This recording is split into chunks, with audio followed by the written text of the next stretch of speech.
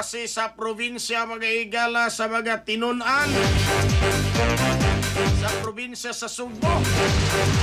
Nabalik na mga higala human gisuspinso gubikas bagyong Basyang. Detalye sa report sa Herodato kini pinagi sa pagpamati ni Katrupa Grigi Magdadaro. Live report.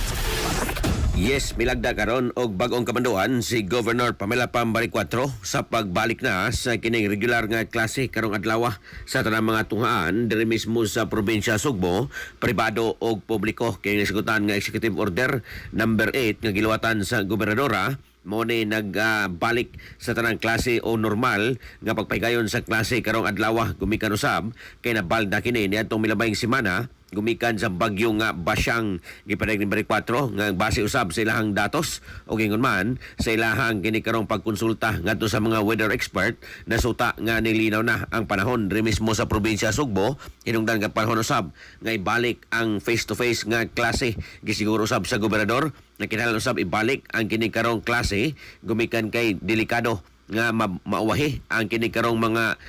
pagskwela o gingon man ang calendar days ngadto sa mga tinunan loko probinsya Sugbo hinungdan gibalik na yon ang kining nasigutan nga klase kinumduman nga ubos sa direktiba gikan sa Local Government Code of 1981 ang usa ka local government official kinahanglan gyud og adunay katungod nga mosuspenso sa klase kuno galing adunay mga emerhensiya katalagman sama sa bagyo nga mao say gigamit sa gobernador nga hinungdan nganong suspenso ang klase niadtong milabayng semana atol sa pag-igo sa bagyong Basyang. Sa ato mga katropa diha nga nagkalubog og nagharap ang pananaw